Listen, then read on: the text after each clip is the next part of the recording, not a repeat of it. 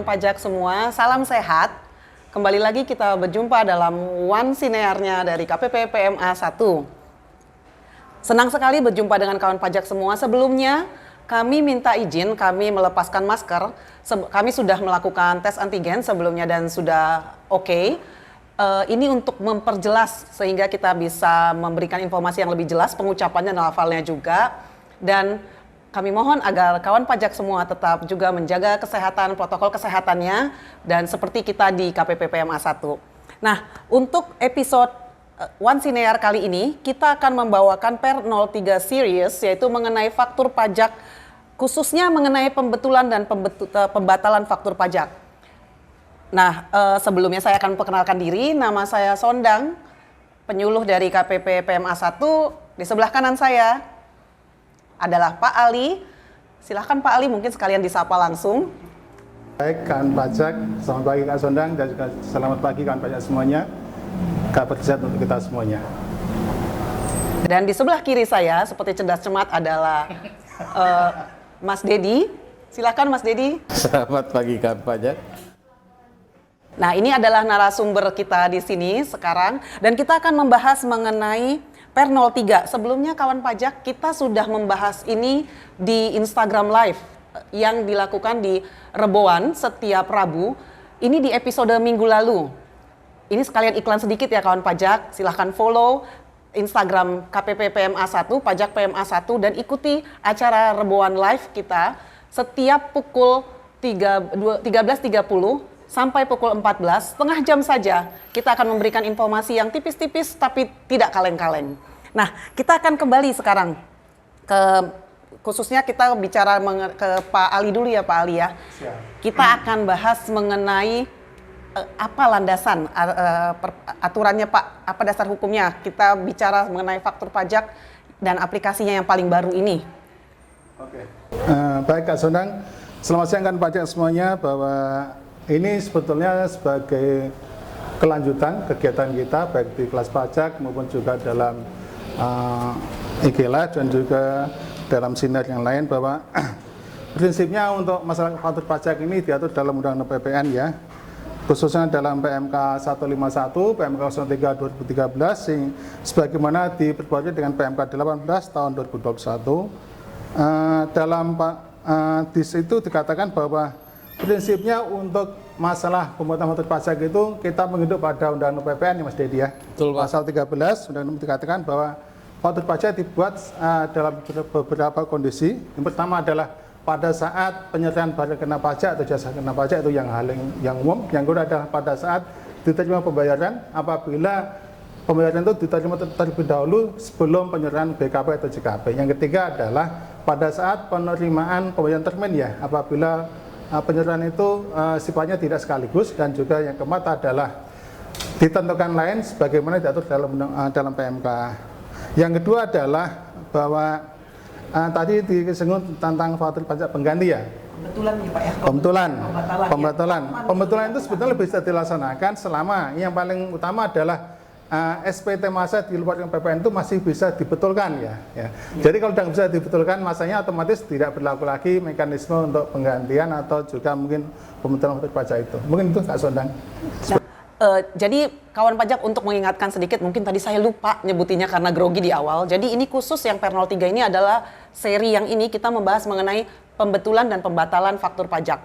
Kapan sih pembetulan itu diperlukan? Kapan sih pembatalan itu dilakukan? Bedanya apa? Kapan saya harus membetulkan? Kapan saya harus membatalkan? Nah, itu tadi sudah disebutkan sedikit oleh Pak Ali mengenai dasar-dasarnya.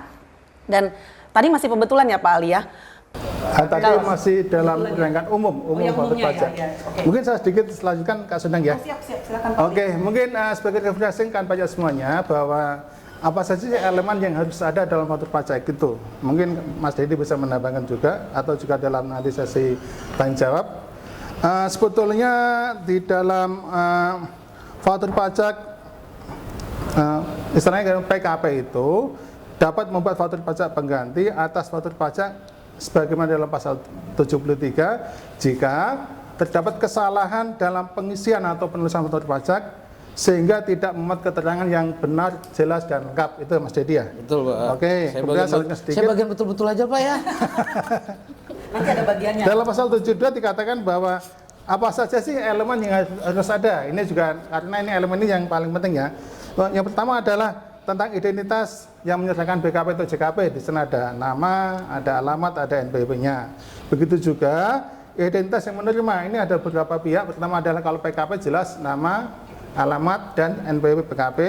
Kalau dia WPOP, otomatis NPWP bisa diganti dengan NIK atau KTP.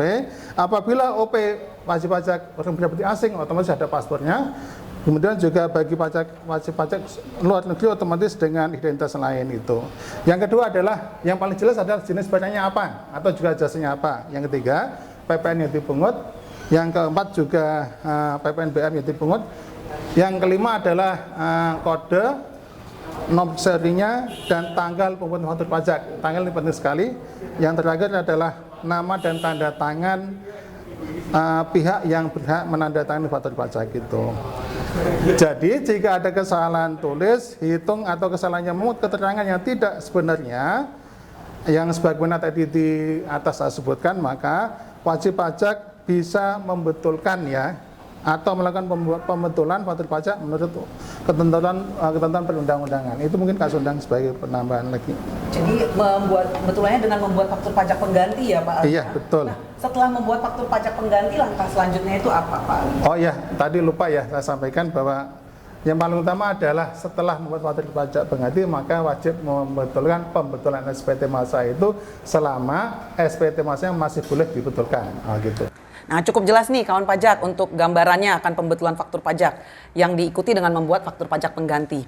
Kalau pembatalan faktur pajak itu gimana Pak Ali? Pembatalan? Kalau pembatalan otomatis prinsipnya adalah faktur pajak dibuat atas kondisi barang atau jasa yang sebenarnya ya. Otomatis kalau pembatalan otomatis bisa dibatalkan apabila transaksi itu dibatalkan atau barang yang atau jasa yang diserahkan itu tidak ada penyerahan. Jadi artinya BKP atau JKP yang transaksi yang dibatalkan atau barang atau jasa yang seharusnya tidak dibuatkan faktur pajak gitu. Begitu juga tadi langkah ikutan juga sama. Setelah dilakukan pembatalan maka harus dilakukan juga pembetulan SPT masa di mana masa pajak itu yang dilaporkan itu dibatalkan itu. Mungkin itu Kak Sundang sebagai tambahan. Terima kasih Pak Ali. Jadi kawan pajak tadi sudah bisa dapat pemahaman yang lebih Udah kelar Pak Ali.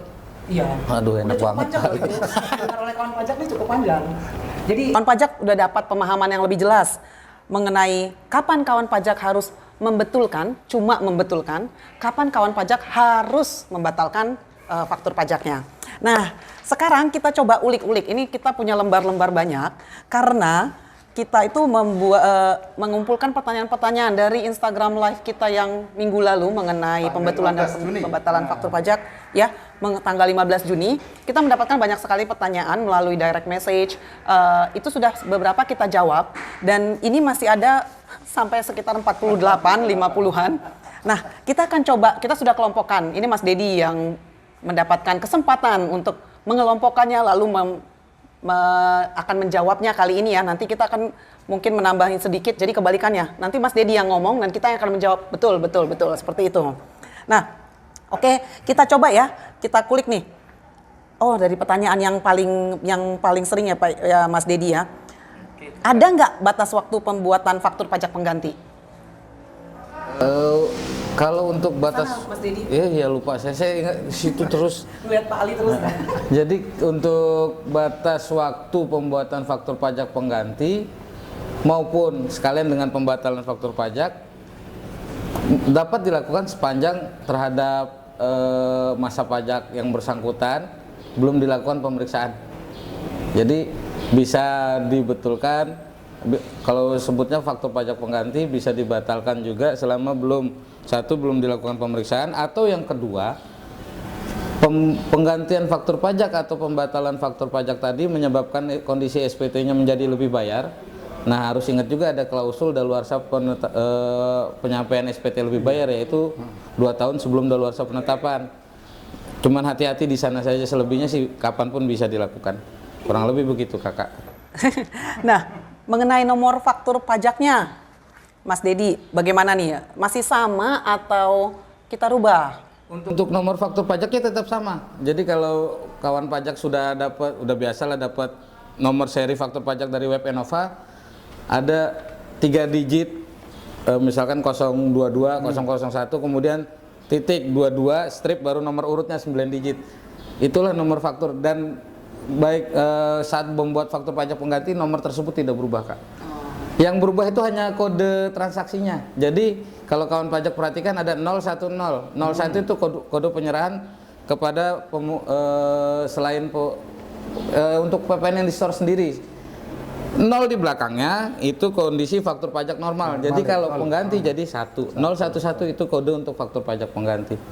Nah, mengenai pelaporannya gimana nih, Mas Didi? Ini banyak ditanya ya oleh kawan pajak dan sering ragu gitu loh. Setiap pertanyaan itu misalnya lewat telepon berkali-kali. Jadi kadang-kadang case-nya itu kesannya banyak. Ternyata kalau kita pikir seandainya tahu kapan sih sebenarnya harus dilakukan? Enggak grogetan. Kita kan sayang ya, sayang. Gemes gitu ini ya. Silakan Mas Didi. Jadi untuk pelaporannya pun masih mengikuti faktur pajak normalnya dilaporkan. Jadi saat kawan pajak membuat faktur pajak pengganti, misalkan atas faktur pajak Januari 2022, dibuat faktur pajak penggantinya sekarang bulan Juni, otomatis saat akan melaporkan atas faktur pajak pengganti, posting pembetulan untuk masa Januari 2022 jika masa pajak Januari normalnya sudah dilaporkan. Jadi tetap merujuk ke masa pajak awal, Kak. Tanggal pelaporannya? Tanggal pelaporan, kalau untuk pelaporan, batas waktu pelaporan kan tergantung selama belum dilakukan pemeriksaan atau daluarsa untuk kondisi lebih bayar, bisa ya kapanpun wajib pajak mau, namanya juga self assessment, Pak. Oh gitu. Nah, mengenai waktu upload, ini juga merefer ke 3 minggu yang lalu kita juga mengadakan Instagram Live mengenai batas waktu upload faktur pajak. Silakan lagi Mas Dedi, pertegas. Batas upload itu dibatasi sampai dengan tanggal 15 bulan berikutnya. Jadi kalau misalkan contoh yang tadi, kawan pajak bikin faktur pengganti bulan Juni nih, mau tanggalnya awal, tengah atau akhir Juni, batas uploadnya adalah tanggal 15 Juli. Jadi kalau misalkan sudah lewat dari 15 Juli dan belum diupload, ya otomatis faktur pajak pengganti tadi dihapus atau diganti tanggalnya, kemudian lakukan upload. Kurang lebih seperti itu. Tapi masa faktur pajak pengganti tidak merubah masa pajak normalnya, ikut Pak. ya? Kalau Iya, betul. betul. Ya? Nah, khusus pajak masukan agak unik. Jadi kalau misalkan kawan pajak dapat faktur pajak masukan, yang faktur pajak normalnya itu sudah dikreditkan di bulan Januari misalkan. Ya, banyak itu. Dapat faktur pengganti sekarang misalkan bulan Juni. Nah, untuk mengkreditkan si faktur pajak pengganti tadi, tetap di masa pajak sesuai faktur pajak normalnya dikreditkan. Jadi kalau tadi dikreditkan Januari, otomatis tanggal faktur pengganti yang bulan Juni diupload untuk atau dikreditkan ke masa pajak Januari juga. Walaupun pembuatan pada bulan betul, Juni. Pak. Betul sekali, Pak. Nah, jadi tidak menghilangkan haknya wajib pajak. iya, tentu saja tidak. Ini kan prinsipnya kembali ya keadilan ya juga untuk wajib pajak. Nah, kita pertegas nih Mas Dedi, jika pun ada misalnya persamaan perlakuan misalnya kan, untuk yang pembatalan bagaimana Mas Dedi? Pembatalan pun sama, kurang lebih. Oh, ke sana Mas Dedi bilangnya, Iya, pembatalan juga sama kawan pajak. Saya takut nggak sopan kalau kata ketua. Jadi untuk pembatalan pun sama, pembatalan faktur pajak, kalau usulnya tetap satu, terhadap masa pajak atau tahun pajak yang akan dibetulkan tadi belum dilakukan pemeriksaan. Yang kedua, jika menyebabkan lebih bayar, tetap harus lihat klausul untuk penyampaian SPT lebih bayar. Kurang lebih seperti itu, Kak. Jadi ya daluarsa 2 tahun sebelum penetapan itu tetap dilakukan kalau untuk SPT lebih bayar. Gini Mas Didi, mungkin ada pengen dipertegas. Kan otomatis kalau penggantian kan melibatkan dua belah pihak ya. Ya, betul, Pak. PKP yang menyerahkan maupun yang menerima. Bagaimana mereka berdua harus melakukan aksi setelah ada pembatalan atau penggantian? Kalau ada aksi, ada reaksi lebih banyak. Jadi betul. Khusus untuk faktur pajak pengganti, yang pertama ya, si penerbit faktur dalam hal ini penjual dapat mengganti faktur, kemudian setelah menerbitkan faktur pajak pengganti jangan lupa menyampaikan ke lawan transaksinya. Oke, satu. Nah, yang agak unik adalah di pembatalan. Untuk faktur pajak yang sudah dikreditkan oleh lawan transaksi, penerbit faktur tidak bisa langsung membatalkan. Sampaikan dulu ke lawan transaksinya untuk membatalkan terlebih dahulu, baru. Jadi harus minta izin gitu. Betul. Istilahnya. Minta izin atau cuma ngasih tahu? Ya, kalau bahasanya sih minta izin seharusnya. Iya, biar Itu yang pembatalan ya? Betul. Itu. Jadi supaya tidak ada data yang missing lagi. Betul, Pak. Karena kan PPN ini agak unik nih. Penjual dan pembeli saling terkait. Itu sebenarnya sebagai kontrol juga ya satu sama lain. Oke, nah ini kawan pajak kita akan menjawab pertanyaan-pertanyaan. Semoga ini ada dari yang kemarin ikut IG live-nya juga mendapatkan jawaban dari sini. Yaitu coba, jika penjual langsung melakukan pembatalan faktur pajak tanpa memberitahu pembeli, itu bisa nggak? Bisa terjadi nggak? Ada kemungkinannya nggak? Bisa kawan pajak. Jadi selama si PKP penjual, faktur yang diterbitkan oleh PKP penjual tadi belum dikreditkan oleh pembeli. Jadi faktur itu benar-benar masih fresh lah hitungannya. Jadi bisa langsung dibatalkan tanpa harus meminta persetujuan dari pembeli. Kurang lebih begitu kawan pajak. Oke, nah yang kedua, ini pertanyaan yang ini saya jawab aja ya, karena saya sering mendapat pertanyaan ini. Saya dari kemarin mau melakukan pembetulan alamat, tapi ada kode errornya itu etax API 10001. Kenapa ya, Bu? Nah, karena ditanyanya ke Ibu, saya yang menjawab ya. Nah, itu jawabannya simpel saja. Silahkan lakukan upload ulang. Hal ini dikarenakan banyaknya akses ke server e-faktur. Mungkin ini kesannya jawaban yang klise ya kawan pajak. Tapi memang kadang-kadang jawabannya adalah bahwa kita minta tolong kawan pajak itu coba lagi secara berkala. Untuk selanjutnya kita akan berusaha meningkatkan kapasitas dari server kita, tapi untuk saat ini ya kita minta kesabarannya dan mohon maaf untuk ketidaknyamanannya, coba lagi secara berkala. Nah, kita akan masuk lagi ke pertanyaan begini. Jika faktur pajak masukan pengganti berbeda tanggal bulan, apakah masa berlakunya mengikuti tanggalnya faktur pajak pengganti atau tanggalnya si faktur pajak nol atau faktur pajak normal itu? Mas Dedi? Untuk faktur pajak pengganti yang berbeda tanggal itu tetap untuk si masa berlakunya. Kalau masa berlaku sih berlaku aja, cuman untuk pelaporan kali mungkin masuk wajib masa pajak pelaporan pajaknya itu mengikuti faktur pajak normal. Jadi faktur pajak pengganti tidak merubah terutangnya PPN di faktur pajak dan mengikuti faktur pajak normalnya. Jadi misalnya dibetulkan di bulan Juli atas masa faktur pajak yang bulan Maret, maka dia tetap mengacu ke bulan Maret. Bukannya jadinya dia masuk ke faktur pajak yang masa. Jadi di Pernal 3 itu hanya merubah kebiasaan banyak. Karena selama ini kan wajib pajak untuk terutama faktur pajak pengganti selalu tanggalnya disamakan dengan faktur pajak normal. Di aturan terdahulu pun nggak ada menyebutkan harus sama dengan faktur normal. Jadi ini makin tertib administrasi ya sebenarnya ya. Jadi kalau kawan pajak semakin biasa, ini nanti kawan pajak juga akan melihat administrasi kawan pajak itu makin oke. Dan administrasi kita di DJP juga tentu saja semakin bagus, semakin sinkron gitu loh. Nah, ini enggak sebenarnya ini ada ini. Mungkin sejalan yang tadi ya, selamat siang. Jika faktur pajak Januari 2022 mau dibatalkan tapi dibuat kembali pada bulan Juni 2022, apakah diperbolehkan itu? Jadi masa pajak tadi Januari 2022 dibatalkan, dibuat kembali pada masa pajak Juni 2022. Bagaimana Mas Dedi? Boleh nggak itu Mas Dedi? Iya, kalau haknya wajib pajak self assessment ya boleh-boleh aja, Pak. Cuma hati-hati di Per 03 tahun 2022 pasal 33. Iya, 33. Hati-hati di sana karena kalau udah lewat 3 bulan dari tanggal transaksinya dianggap bukan faktur pajak. Imbasnya nanti lawan transaksi yang mengkreditkan kena koreksi. Pasti kenaikan 100%. Jadi mesti ditegaskan lagi ya kan pajak ya. Batas waktu tadi, jangka waktu untuk pembuatan faktur pajak terlambat boleh, lewat 3 bulan pun boleh. Cuman khusus yang 3 bulan kalau memang mau tetap dibuat, pastikan lawan transaksinya jangan sampai mengkreditkan. Karena konsekuensinya panjang, kasihan lawannya. Oke, itu yang paling utama ini. Nah ini Pak Ali, ada ya karena ini di KPP PMA 1 ya paling sering yang mungkin transaksi seperti ini dengan faktur pajak 07.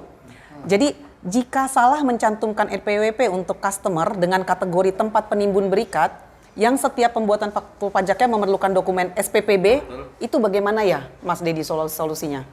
Hanya bisa dibatalkan faktur pajak tersebut. Karena kenapa? Kalau udah salah NPWP balik lagi, berarti ada faktur atau barang atau jasa yang seharusnya tidak dibuatkan faktur tapi dibuatkan. Tapi kok 07 masalahnya. Betul Pak, kan ini kesalahannya di NPWP ya berarti tadi kan. Mau nggak mau dibatalkan. Cuma agak repotnya begini, SPPB yang diberikan oleh Bea Cukai itu sekali pakai. Jadi kalau sudah digunakan di satu faktur dan dibatalkan, kawan pajak harus membuat pertama surat permohonan perubahan data atau perubahan status SPPB dari yang sebelumnya sudah digunakan menjadi tidak digunakan ke KPP tempat si penerbit faktur terdaftar. Karena yang buat kesalahan kan si penerbit faktur dalam hal ini. Dilampiri oleh dokumen faktur pajak yang dibatalkan, kemudian dokumen SPPB dan BC40-nya satu set komplit tuh. Nah, ini yang gak enaknya.